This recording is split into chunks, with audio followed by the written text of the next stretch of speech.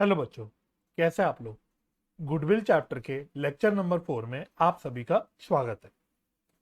अभी तक के लेक्चर्स में हम लोगों ने गुडविल वैल्यूएशन के दो मेथड्स कवर कर लिए थे, जिसका नाम था एवरेज प्रॉफिट मेथड और सुपर प्रॉफिट मेथड। आज के लेक्चर में हम लोग अपना थर्ड और लास्ट मेथड कवर करेंगे, यानी कैपिटलाइजेशन मेथड। इससे पहले कि मैं शुरू करूं, मैं आप लोगों को बता देता हूं, आप लोगों की सुविधा के लिए मैंने इस वीडियो में टाइम स्टैम्प्स ऐड कर रखे हैं, तो आप उसका इस्तेमाल कर सकते हैं। तो चलिए बिना किसी देरी के मैं अपने लेक्चर को शुरू करता हूं।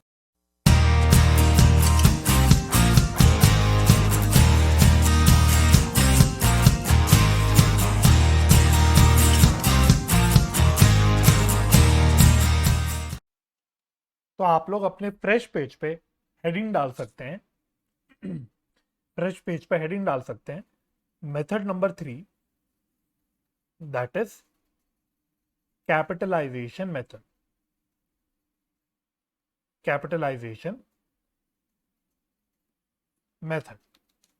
आप लोगों की सुविधा के लिए मैं स्क्रीन फुल कर देता हूं ताकि आप अच्छे से देख पाए। चलिए, तो कैपिटलाइजेशन मेथड जब हम करेंगे तो इसमें हमें दो तरह की कैपिटलाइजेशन समझनी है। एक हम बोलते हैं कैपिटलाइजेशन ऑफ एवरेज प्रॉफिट, दूसरा हम कहते हैं कैपिटलाइजेशन ऑफ सुपर प्रॉफिट्स।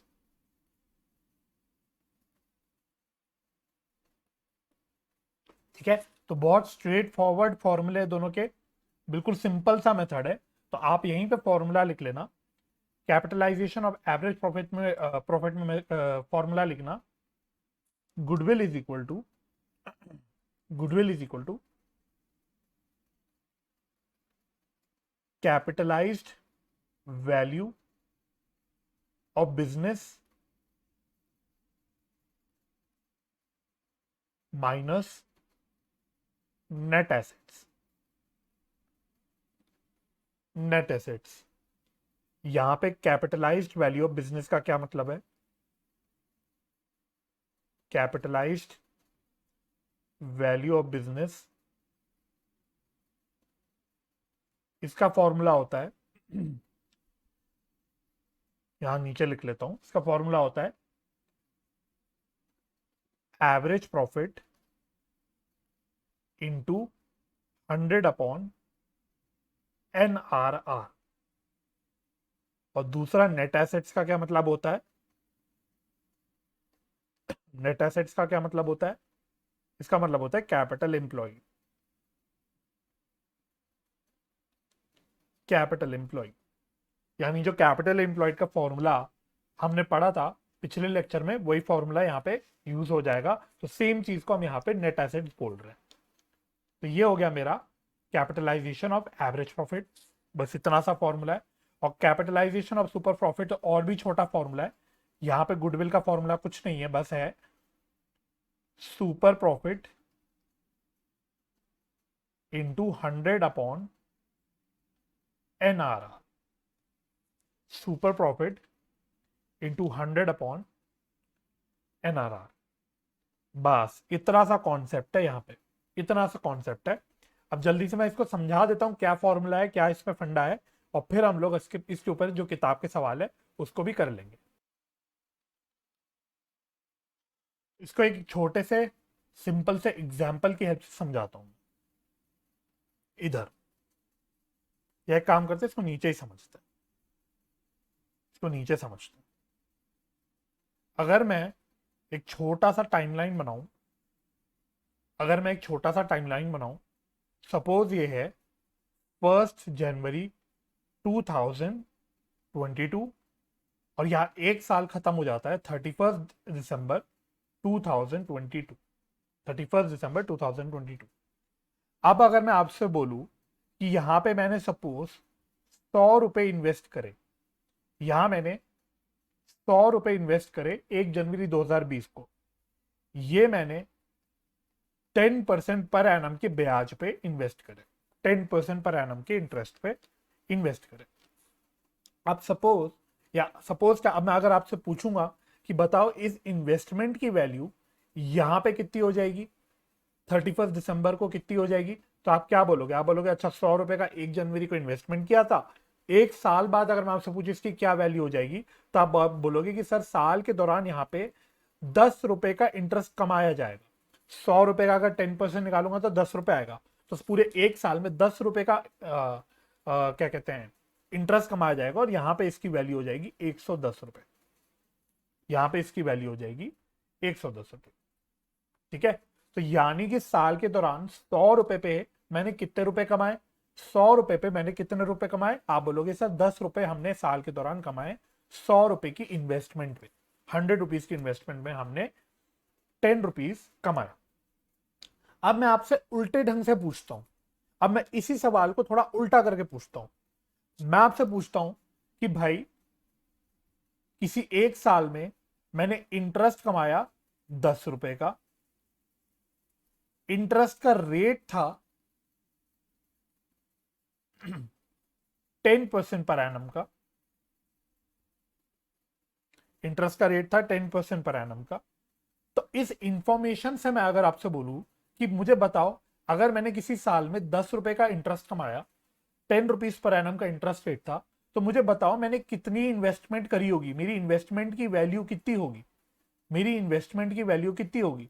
तो आप क्या बोलोगे यहां पे, आप कैसे लगाओगे, आप बोलोगे आप फॉर्मूला यूज करोगे, आप बोलोगे भाई देखो जो इन्वेस्टमेंट वैल्यू है इस पे मैंने 10% पर एनम का इंटरेस्ट कमाया, तो मेरे साल में 10 रुपए का इंटरेस्ट बना।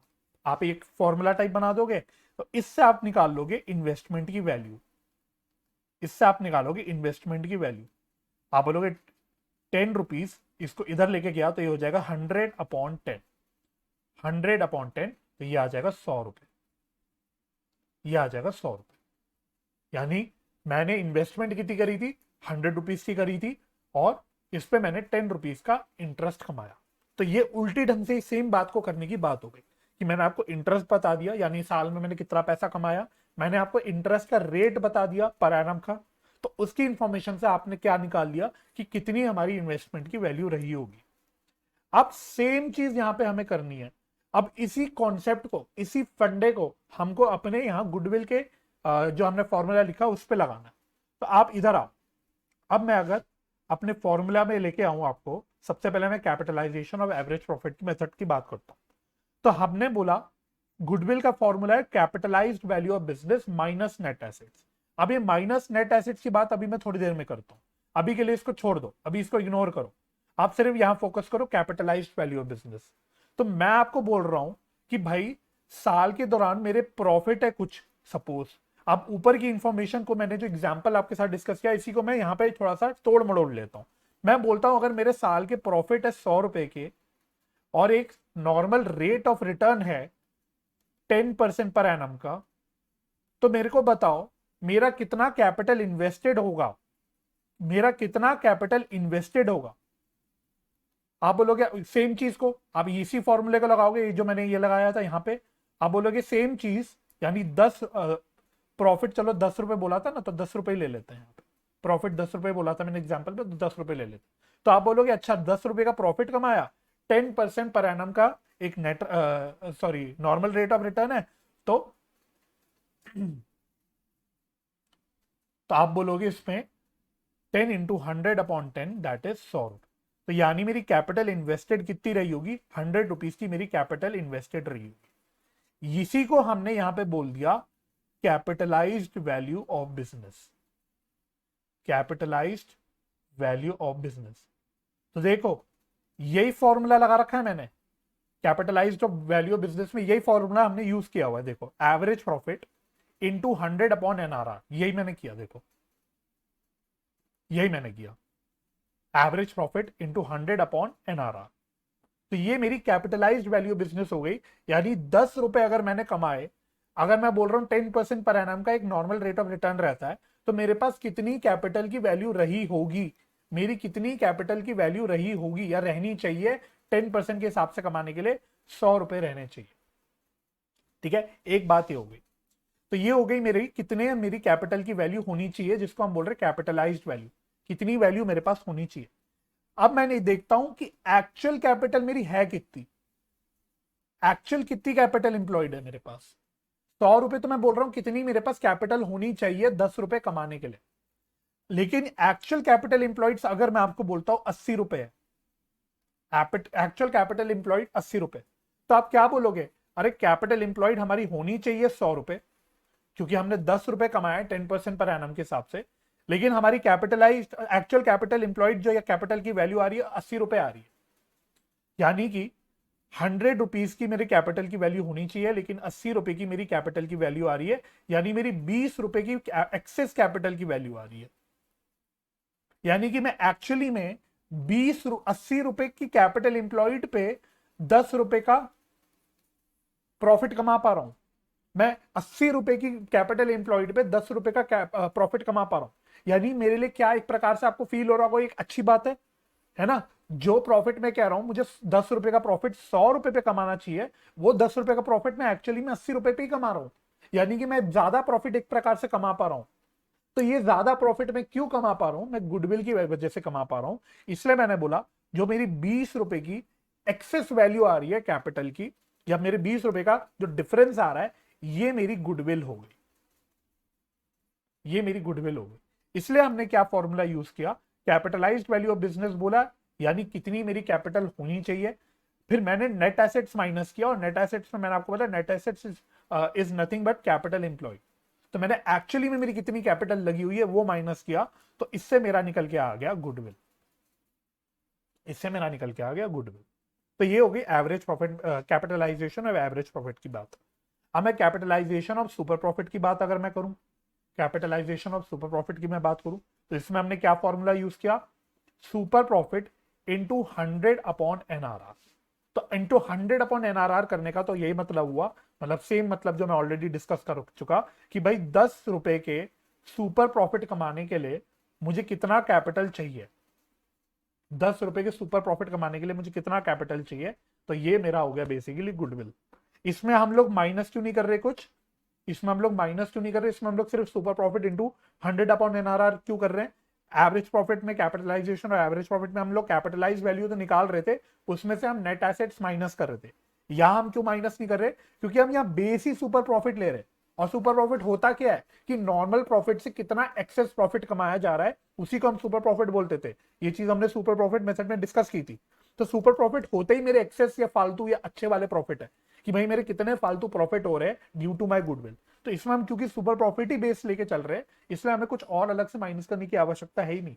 तो हम सुपर प्रॉफिट को बेस लेके इंटू 100/NRR कर सकते हैं, या फिर हम लोग ये लंबा तरीका यूज कर सकते हैं, कैपिटलाइज्ड वैल्यू ऑफ बिजनेस निकालो, नेट एसेट्स में से माइनस करो, और फिर आपकी गुडविल की वैल्यू आ जाएगी। अब आपके दिमाग में सवाल आना चाहिए, क्या सर ये दोनों भी मेथड से, कैपिटलाइजेशन ऑफ एवरेज प्रॉफिट ले लो या कैपिटलाइजेशन ऑफ सुपर प्रॉफिट ले लो, क्या इन दोनों से ही हमारा आंसर सेम आएगा। तो इसका आंसर है यस। तो ये चीज मैं आपको नोट में लिखवाना चाहता हूं, आप नोट में लिख लीजिएगा इस चीज को, note answer of goodwill using both the method, using both the method, that is capitalization of average profit and capitalization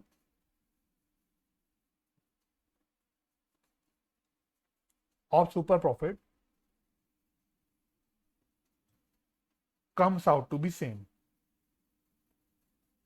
comes out to be same। तो चाहे आप capitalization of average profit use कर लो, चाहे आप capitalization of super profit use कर लो, दोनों से जो आपका आंसर आएगा वो सेम आएगा। मैं आपको किताब का एक सवाल दिखाऊंगा, उसमें मैं आपको वेरीफाई भी करा दूंगा, एक सवाल में, कोई सवाल में आपको वहां पे वेरिफिकेशन हो जाएगा कि दोनों से हमारी गुडविल की वैल्यूएशन सेम आती है। एक्चुअली इन रियलिटी जो ये दोनों भी फॉर्मूले हैं, दोनों भी फॉर्मूले कहीं ना कहीं एक ही बात कर रहे हैं। ठीक है, मैं चाहूं तो कैपिटलाइजेशन ऑफ एवरेज प्रॉफिट के को फॉर्मूले को तोड़ मड़ोड़ के सिंप्लीफाई करके कैपिटलाइजेशन ऑफ सुपर प्रॉफिट के फॉर्मूले पे आ सकता हूं, और रिवर्स अगर मैं बोलूं, मैं कैपिटलाइजेशन ऑफ सुपर प्रॉफिट के फॉर्मूले से तोड़ मड़ोड़ के सिंप्लीफाई करके कैपिटलाइजेशन ऑफ एवरेज प्रॉफिट पे आ सकता हूँ। ये मैं कर सकता हूँ, मैं करके भी दिखा भी सकता हूँ आपको, लेकिन मैं दिखाऊंगा नहीं क्योंकि वो अननेसेसरी टाइम वेस्ट होगा। वो आपको कोई पूछने नहीं वाला, वो आपको कोई पूछने नहीं वाला। तो क्रक्स में बात ये हो गई कि जो दोनों भी हम बात कर रहे हैं, कैपिटलाइजेशन और एवरेज प्रॉफिट की बात कर रहे हैं, चाहे हम कैपिटलाइजेशन और सुपर प्रॉफिट की बात करें, दोनों है एक ही चीज। इसमें हम बात एक ही चीज कर रहे हैं, लेकिन उसको हम दिखा अलग ढंग से रहे, उसको हम निकाल अलग ढंग से रहे, लेकिन है वो एक ही चीज। वही बात है ना, कान ऐसे भी पकड़े जा सकते हैं, कान ऐसे भी पकड़े जा सकते हैं। तो वही बात है, दोनों चीजों को हम यहाँ पे, मतलब जो दोनों भी फॉर्मूले हम यूज कर रहे हैं, उसमें काम हम एक ही कर रहे हैं। ठीक है, तो आपको इसमें क्या याद रखना है, ये खाली फॉर्मूला याद रखना। ठीक है, capitalised value of business minus net asset, capitalization of average profit का formula. Capitalized value of business का क्या फॉर्मूला होता है, एवरेज प्रॉफिट इंटू 100/NRR। और सुपर प्रॉफिट की अगर मैं बात करूं तो capitalisation of super profit into 100/NRR। ठीक है, आप दोनों में से कोई भी फॉर्मूला यूज कर सकते हो।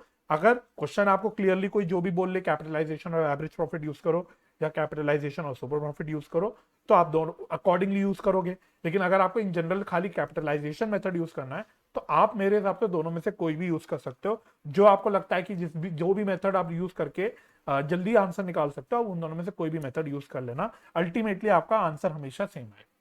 ठीक है, तो दिस वाज द कॉन्सेप्ट। अब हम फटाफट से इसके ऊपर जल्दी से कुछ 2-4 सवाल कर लेते हैं। मैं बहुत ज्यादा सवाल कराऊंगा नहीं, क्योंकि मोस्ट ऑफ द सवाल जो है वो एक ही जैसे लगेंगे, है ना। तो अननेसेसरी मैं बहुत सारे क्वेश्चन कराऊं, कोई फायदा नहीं। तो मैं आपको कुछ सैंपल क्वेश्चंस करा देता हूं किताब के, मोस्टली आपके एग्जाम के जो आ रखे हैं सवाल, वो सवाल करा देता हूं, और उसके बाद बचे हुए सवाल आप लोग कर सकते हैं। चलिए हम टीएस गरेवाल के सवाल के ऊपर चलते हैं। तो देखना आप सबसे पहले क्वेश्चन नंबर 27। सबसे पहले क्वेश्चन नंबर 27 देखना, TS Grewal book. Page number भी बता देता हूँ, पेज नंबर है आपका, यहां से देखता हूँ 3.31, 3.31 पेज नंबर है। तो कह रहा है a firm earned average profit of ₹3 lakh during the last few years. तो सबसे पहले आपको 3 लाख रुपए बता दिए average profit. The normal rate of return of the industry is 15%। तो एनआरआर बता दिया 15%। The assets of the business were 17 lakh and its liabilities were 2 lakh. Calculate the goodwill of the firm by capitalisation of average profit method. ये आपका सवाल है आपके exam का। ठीक है, तो इतना डायरेक्ट सवाल भी आपसे पूछा जा सकता है, बिल्कुल कोई भी दिक्कत नहीं है। तो आ जाओ जी। आप देखो, सबसे पहली बात इस क्वेश्चन में उसने क्लियरली बोल दिया कि आप capitalization of average profit use करो। तो अब आप यहाँ पे capitalization of super profit use करके नहीं आ सकते। हालांकि जो आपका गुडविल का आंसर है 5 लाख का, ये आ जाएगा, कैपिटलाइजेशन ऑफ सुपर प्रॉफिट लगा के भी आ जाएगा। लेकिन आपको यूज क्या करना है, कैपिटलाइजेशन ऑफ एवरेज प्रॉफिट। आइए जी, तो सबसे पहले क्या करना है, हम फॉर्मूला लिखते हुए चलेंगे। तो capitalisation of average profit method का फॉर्मूला क्या होता है, हमने बोला goodwill is equal to capitalized value of business, capitalized value of business minus net assets, minus net assets. ठीक है, तो मुझे सबसे पहले कैपिटलाइज वैल्यू ऑफ बिजनेस निकालना है, उसमें से मुझे नेट एसेट्स माइनस करना है, और इससे मेरा आंसर आ जाएगा गुडविल का। सबसे पहले we have to calculate capitalised value of business. तो कैपिटलाइज्ड वैल्यू ऑफ बिजनेस का क्या फॉर्मूला होता है, this is equal to average profit into 100/NRR, 100/NRR। Average profit आपको दे रखे 3 लाख रुपए के, इंटू 100/NRR बता रखा है 15। तो ये कितना आ जाएगा, ये मेरे ख्याल से 20 लाख रुपए आ जाएगा, 20 लाख, है ना। ठीक है, तो ये 20 लाख आ जाएगा। दूसरा हमें निकालना है नेट एसेट्स। नेट एसेट्स मैंने आपसे क्या बोला, net assets is nothing but capital employed. यानी पिछले मेथड में जो हमने कैपिटल एम्प्लॉयड का फॉर्मूला यूज किया था, वही फॉर्मूला हमको यहाँ पे यूज करना है। तो इस क्वेश्चन में आप कौन सा फॉर्मूला यूज करोगे, आपको एसेट्स की वैल्यू दे रखी है, आपको लाइबिलिटीज की वैल्यू दे रखी है, तो आपको वही फॉर्मूला यूज करना पड़ेगा। ठीक है, तो नेट एसेट्स का हम क्या फॉर्मूला यूज करेंगे, हम बोलेंगे total assets minus outside liabilities. तो टोटल एसेट्स आपको दे रखे क्वेश्चन में 17 लाख रुपए के, और लाइबिलिटीज बता रखी है आपको 2 लाख रुपए की। तो ये कितना आ जाएगा, ये आ जाएगा 15 लाख। तो आपने कैपिटलाइज्ड वैल्यू निकाल दिया, आपने नेट एसेट्स निकाल दिया। अब क्या करना है, आप बस यहाँ पे पुट करना है।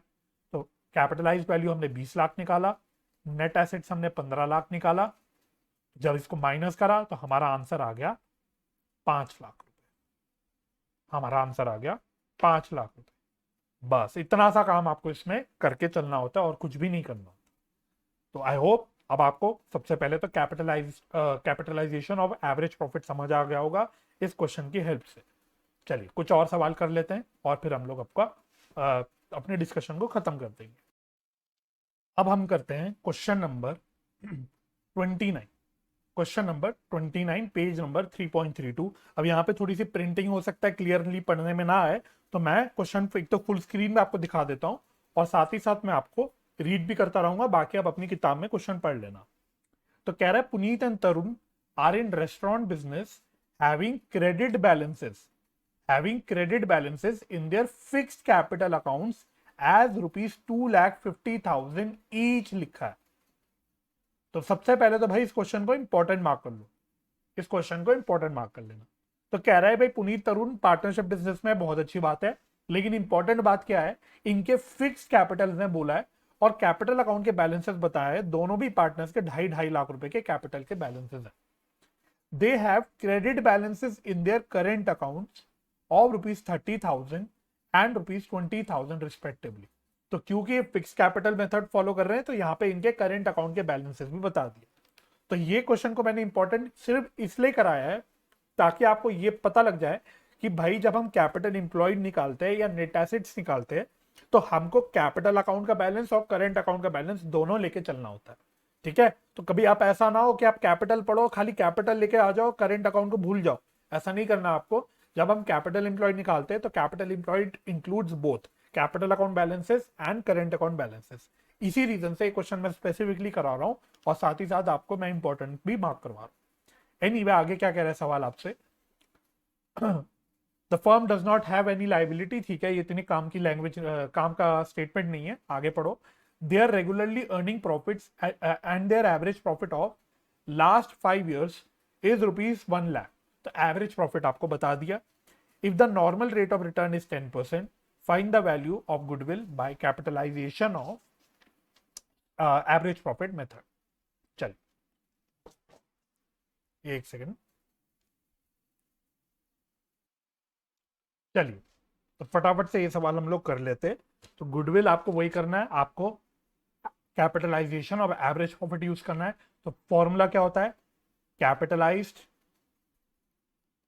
Value of business minus net asset,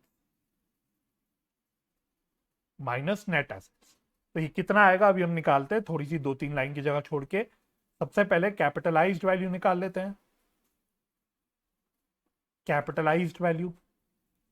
तो कैपिटलाइज्ड वैल्यू कितनी आएगी, इसका फॉर्मूला क्या होता है, average profit into 100 upon normal rate of return यानी एनआरआर। तो एनआरआर मतलब एक तो 1 लाख का आपको एवरेज प्रॉफिट दे रखा है और एनआरआर आपको 10% का दे रखा है। तो 1 lakh into 100 upon 10 that is 10 lakh rupees.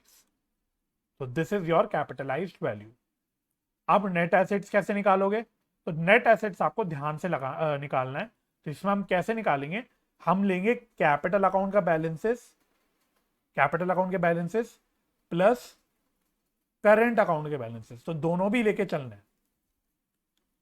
तो कैपिटल अकाउंट के बैलेंसेस में उसने 2.5 लाख ईच बोला था, तो यानी 2,50,000 प्लस 2,50,000।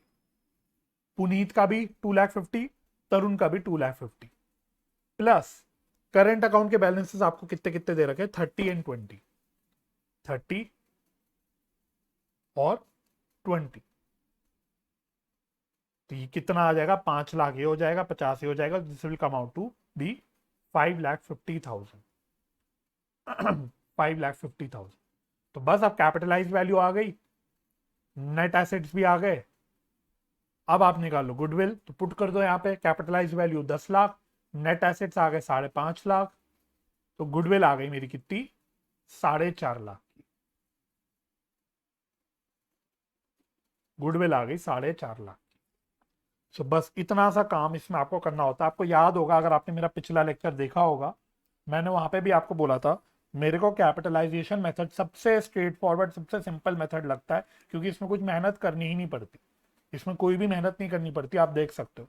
बिकॉज जो भी आप चीजें यहाँ कैलकुलेट कर रहे हो, बस गुडविल का एक फॉर्मूला जरूर आपको ध्यान में रखना है। इसके अलावा एवरेज प्रॉफिट अब आप ऑलरेडी बहुत बार कर चुके हैं, सुपर प्रॉफिट आपको पता है, एनआरआर आपको पता है, कैपिटल एम्प्लॉयड आपको पता है, तो you are familiar with all the terms, है ना। तो जब हम पुराने मेथड करते थे, जब मैंने पहली बार एवरेज प्रॉफिट मेथड बताया, तो उसमें आपको पहले एवरेज प्रॉफिट समझना पड़ा कि क्या होता है। फिर मैंने जब सुपर प्रॉफिट मेथड बताया, तो आपको सुपर प्रॉफिट तो अच्छे से समझना पड़ा, भाई सुपर प्रॉफिट क्या होता है। तो वहां पे नई नई टर्म्स थी जो हमें समझनी पड़ रही थी, कैपिटल इंप्लॉयड क्या होता है, सारी चीजें हमें समझनी पड़ती थी, एनआरआर क्या होता है।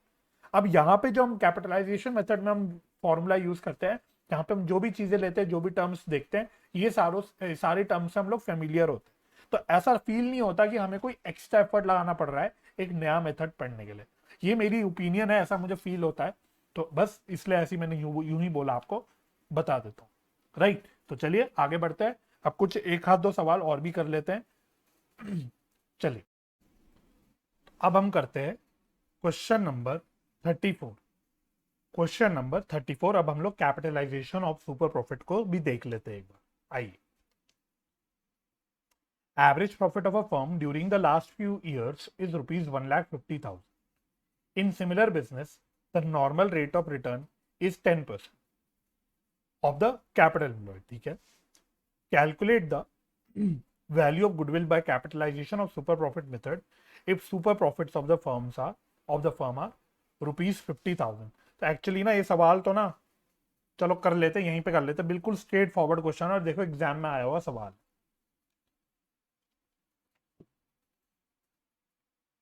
तो capitalisation of super profit method का फॉर्मूला क्या होता है, लिख लेता हूं। कैपिटलाइजेशन ऑफ सुपर प्रॉफिट, तो इसका फॉर्मूला क्या होता है, गुडविल का super profit into 100 upon NRR, 100 upon NRR. अब आपको कितना सुपर प्रॉफिट दे रखा है, ये तो इसने डायरेक्टली बता रखा है।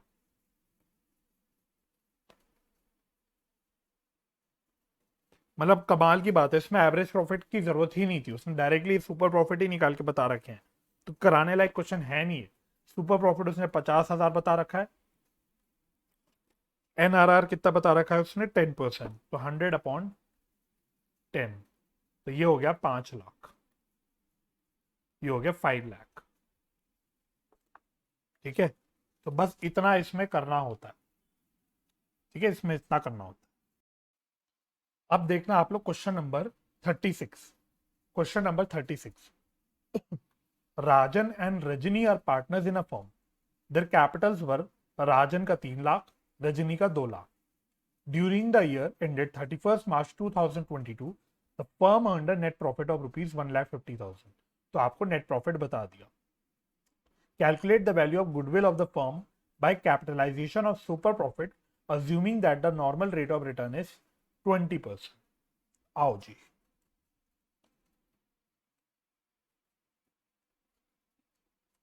चलिए तो करते हैं क्वेश्चन नंबर 36। सेम पेज पे क्वेश्चन 36। तो सबसे पहले आपको कैपिटलाइजेशन ऑफ सुपर प्रॉफिट का फॉर्मूला लिख लेना है।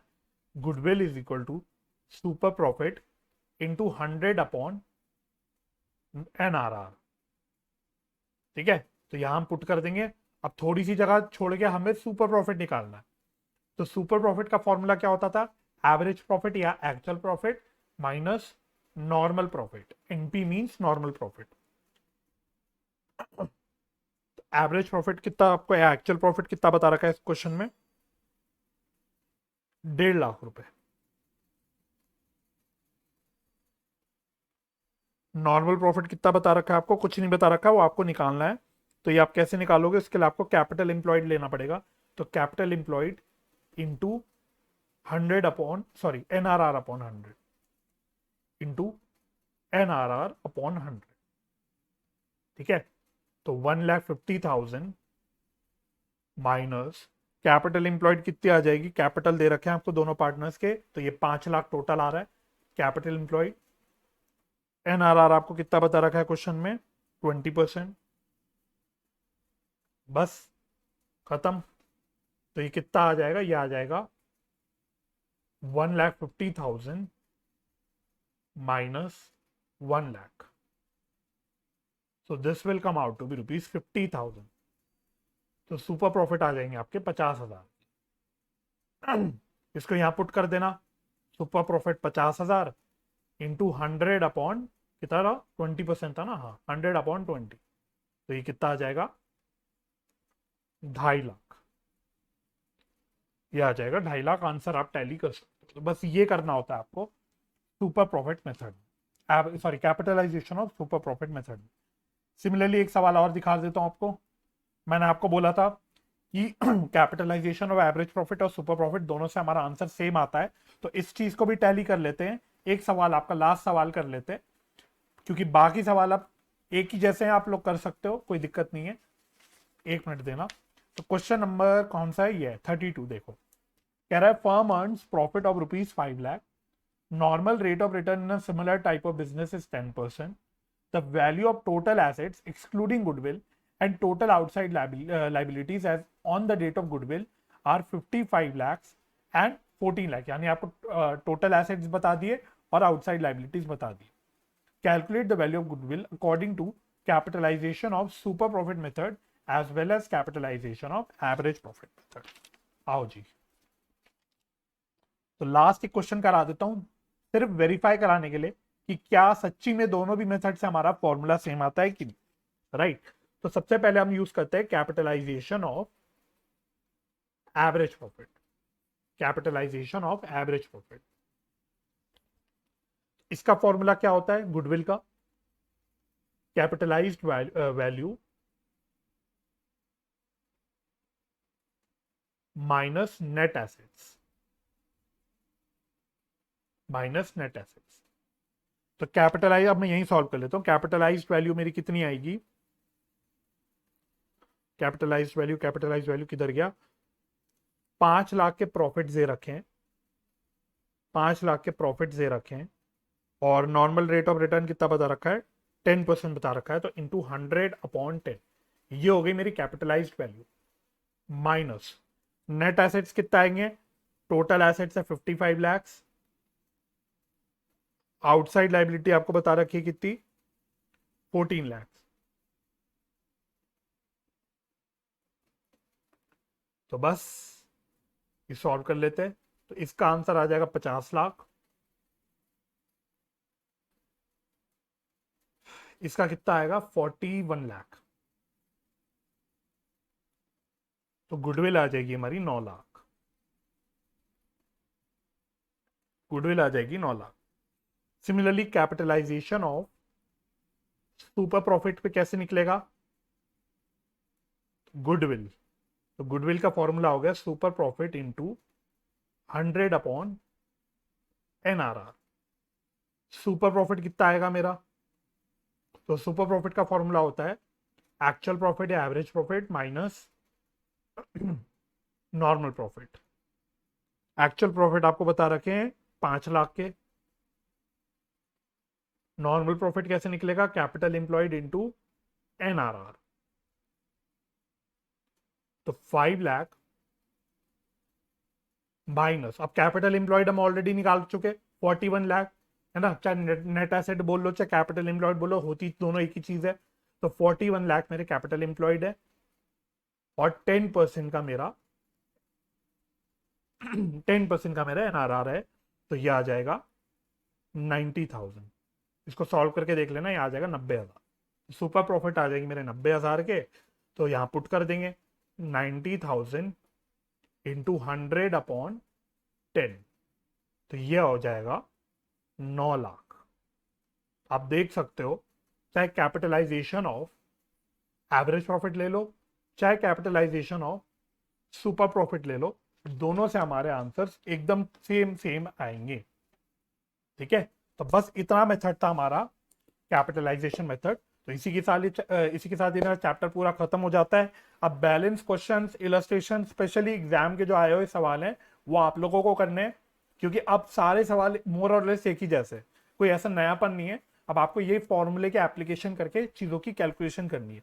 मोस्टली गुडविल निकालना होता है, कुछ कुछ क्वेश्चन में वो गुडविल निकाल देता है और आपको गुडविल की हेल्प से कोई और इंफॉर्मेशन पूछता है निकालने के लिए, जैसे सुपर प्रॉफिट निकालो, एवरेज प्रॉफिट निकालो, कैपिटल एम्प्लॉयड निकालो। तो या तो आपको इस तरह के सवाल बन सकते हैं, बस यही आपके बनता है। तो आपको मोस्टली क्या करना है, फॉर्मूला क्लियर रखना है अपने दिमाग में, फॉर्मूला रिवाइज कर लेना है, कॉन्सेप्ट मोटा मोटा पढ़ लेना है, और फिर आपके सारे न्यूमेरिकल्स हो जाएंगे।